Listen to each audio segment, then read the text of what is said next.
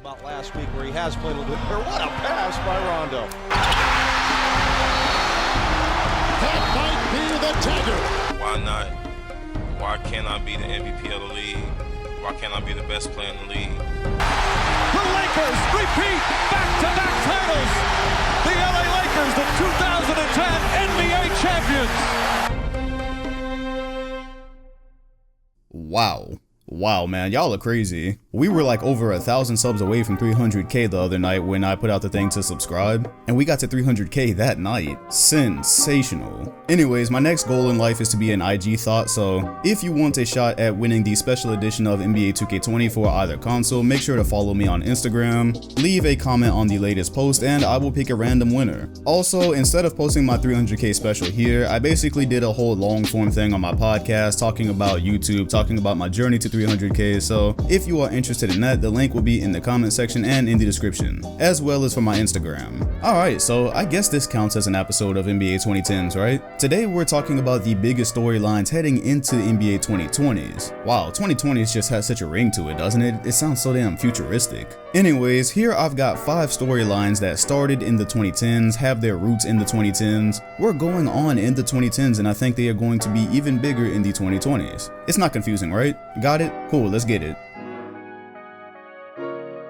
At number 5, I have already proudly planted my Zion Stan flag, so nobody's going to be able to question my allegiance throughout the 2020s, and he is without a doubt going to be one of the biggest storylines, at least going into the 2020s. We don't know if it's gonna last, right? Because technically anybody could be a bust, theoretically anybody could be a bust. It's not likely for Zion, but it could happen, especially with him being built like a huge football player and not really having a great jump shot. I guess there's some potential there, but his intangibles, his athleticism, I think there's so much there for him to work with that the prospect of him actually becoming a bust, it's just not very likely. But the start and blossoming of his career will easily be one of the bigger storylines going into this next decade, if for no other reason than the fact that his name was spoken in the same breath as LeBron James a lot coming into the draft, a lot while he was in college. The NBA seems to agree because of the way they did the scheduling. He's got an opening night game against the defending champions, the de facto defending champions because Kawhi's not there anymore, and he's got his first Christmas game, all like that, without ever having had to prove anything in an NBA game. We didn't even really see Summer League action. So all in all, Zion was already on radars across the nation during high school. People said it was because he was playing against kids. He got to the college level and continued to treat people like they were kids. One of the only plays we saw from him in Summer League was treating an actual NBA player like he was a kid. The beginning and progress of his career will easily be one of the biggest storylines heading into the 2020s, and the New Orleans Pelicans fan base is due to grow substantially. Coming in at number 4, the curious career of Russell Westbrook. It's safe to say that the 2010s did not have a graceful ending for the guy. Dating back to 2016, he is left by Kevin Durant to the team that they failed to defeat, a team that we thought they were going to have an epic rivalry with for the end of the 2010s, and it turned out he was just left by himself. Paul George comes to join him. That stint ends by one of the coldest game winners ever against Russell Westbrook's rival, and there was a lot of, I don't know if you would call it bad blood there, but really hyper competitive blood, the kind that Damian Lillard no doubt felt really good about having won. And that game winner completely broke up OKC, the team that we kind of assumed that Westbrook would be with until the end of his career, given the contract that he had and the situation. Instead, Paul George requests a trade. A year after having that welcome back party and the whole thing about unfinished business, it just wasn't a good look. Westbrook has become a major lightning rod for slander. People are doubting how great he actually is, doubting his abilities as a point guard, doubting his abilities as a point guard that can actually lead a team to a championship. Well, now he's got a fresh start for the first time in his career. New location, completely different teammates, and he is back with James Harden. Of course, he and Harden have not played together since Harden was a sixth man in OKC, but given how his on-court relationships ended with both Kevin Durant and Paul George, I think there will be even more of a microscope on Russell Westbrook and how he plays and how he adapts to this. People are wondering, how is this going to work? How are two players who are used to having the ball so damn much going to play together? How is Westbrook, with his shot selection and lack of a great outside shot, going to adapt to playing with James Harden? There's many questions, and there's enough questions that Westbrook really has a chance to change his image. See, if he can come out of this situation in a way that Houston is massively successful, then at least there's something there where people will be able to forget about a lot of the 2010s. They'll be able to forget about all the problems and all the criticism. It'll still exist as part of his legacy, but being that this is an opportunity for a fresh start, people just want to know, is this actually the player that can be the integral part or like the second most important part of a championship team? Or is his third try playing with another superstar going to end the same way the other two did? Segueing right from Westbrook into his ex-teammate Kevin Durant, what becomes of Kevin Durant? You know, I think what happens is the last image we have of Kevin Durant in our heads, the last long-term image we have of seeing him play was being one of the best players in the NBA, if not the best. He had went off against the Clippers. He came right into Game 5 with the Raptors and hit a couple of shots where it looked like he was about to change the series. More or less, we know he was probably a top 3 player in the NBA at the time. So he changes teams this year. He signs with the Brooklyn Nets, and it is huge news. We look at this magnificent take that the Nets ended up with. DeAndre Jordan, Kyrie Irving, Kevin Durant, and because of the excitement, we kind of push it to the back burner that Kevin Durant has torn his Achilles. Torn or ruptured, whatever the difference may be with that. It is a serious Achilles injury. It is a serious career injury. We end up forgetting that the only player we have even seen remotely look like himself after an Achilles injury was Dominique Wilkins. That's really the only example we can ever point to.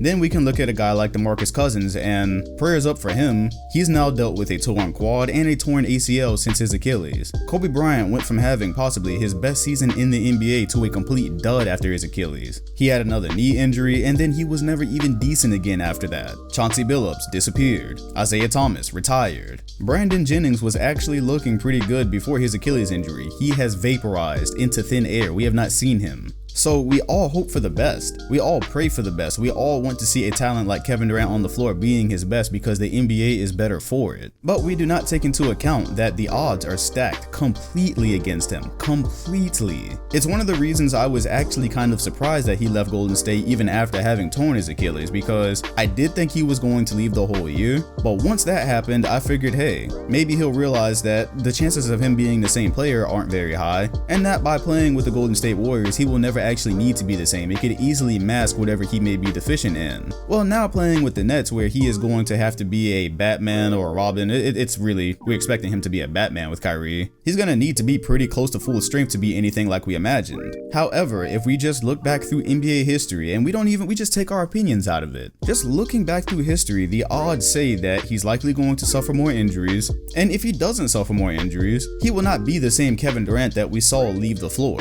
So the continuation of his career will no doubt be one of the biggest storylines going into the 2020s, and it is because of the unrealistic expectations that will no doubt be placed and will be expected of him. Think back to Derrick Rose. When Rose tore his ACL, we knew how he played before. We knew how reckless he played. We knew how explosive he was. We knew how much athleticism his game took. And yet, we were so enthralled with his comeback. We loved those comeback episodes that he had. We were so fascinated with it that we expected him to come back and be the same. We didn't take into account any kind of reality then. I don't think we take into account any kind of reality now. I personally wish the absolute best for Kevin Durant, but I don't think there is any reason to be disappointed or surprised if he comes back and the Nets are not the full-on powerhouse that we expect them to be.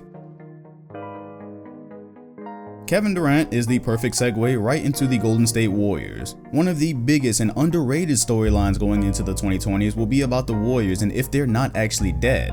The way their dynasty fell apart was like watching a movie. It really was like it was scripted. They went and got DeMarcus Cousins last summer. We figured they were already unbeatable and that just helped them be even more unbeatable. Then everybody that could get injured got injured. 3 of those 5, Thompson, Durant, Cousins, all knocked out. Cousins makes a return, but of course he's not even close to what he actually was. And the burnout was just so epic that I think it may have tricked people into thinking the Warriors would never be a problem again, when in reality, they could even be a problem in this year's playoffs. They're probably expected to make the playoffs, right? They went out and got D'Angelo Russell. Even if that's not going to work out the best on defense, the Warriors should be fine enough to make it in one of the 8 seeds in the West. That being said, once they actually do succeed at that, Klay Thompson will return. His defense may not be the same. That may be heavily affected by all this time off and the fact that it was a torn ACL, but his load on offense is never that much because he is mostly a catch and shoot guy. He's expanded his game over the years, but again, mostly catch and shoot. Some of his best games, like it's hard to remember if he even put the ball on the floor or not, if he ever dribbled or not. So DeMarcus Cousins and Kevin Durant both have their departures. The Warriors go ahead and lock Draymond Green up this summer, so the core is back. The core that caused the league so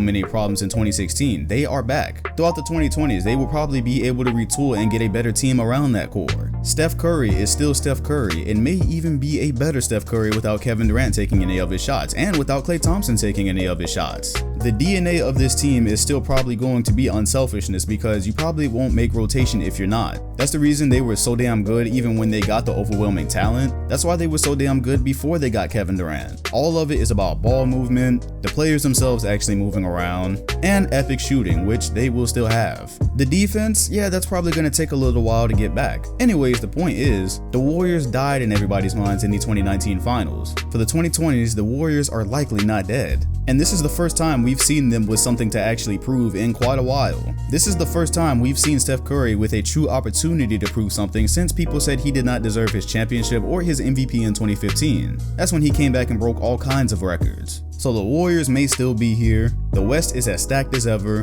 and that leads right into number 1.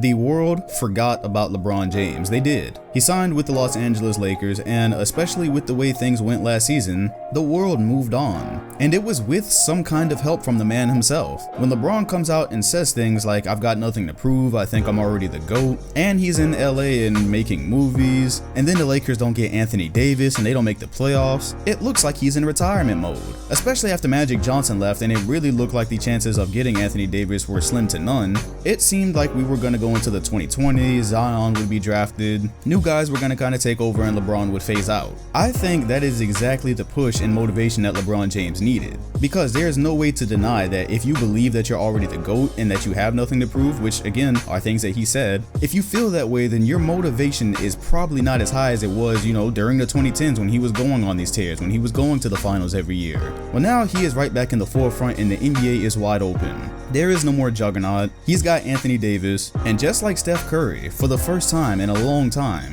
he's got something to prove and he's got the chance to prove it. He's got a legitimate chance to win an NBA championship as the lead of 3 different franchises, which I don't believe has been done before. He's got the chance to grow old, 34, 35, 36 years old, and still possibly be considered the best player in the NBA, which has probably only been done like once before. He's got the chance to add even more spice to his case for GOAT if he even needs it. If he retired today, he's got a case. Not saying that he is the GOAT, but he's got the case for a GOAT, and he's got a damn good one. With the opportunities that he's got right now, and with the way that the world moved on last year, it is difficult to imagine that we don't see something spectacular from him going into the 2020s because the stage is set. And if he's dominant for even part of this decade, we will have seen a dominant LeBron James in 3 different decades: 2000s, 2010s, 2020s. Those could all become decades that he was either the best player or in conversation for being the best player in the league. That I'm pretty confident has not been done. It's crazy that LeBron has been the topic of so much news for this long, but here we are, going into the 2020s. How LeBron James finishes his career will no doubt be one of the biggest storylines. And those are the 5 that I'm looking at. Make sure to leave your list down below. What are the biggest storylines that you're looking at going into NBA 2020s? Make sure, once again, if you would like to enter the NBA 2K20 giveaway, click the link in the comment section and the description to follow my Instagram and leave a comment on the latest picture. And if you want some tips on YouTube, if you want to hear about my journey to 300K, check out the podcast. That is also in the link in the comment section and the description. It's on iTunes, Spotify, all that good stuff. Hit the like button, comment, and sub if you enjoyed, and hit the bell next to my name if you want notifications on future videos. Thanks for watching, and I'll see you all on the next one.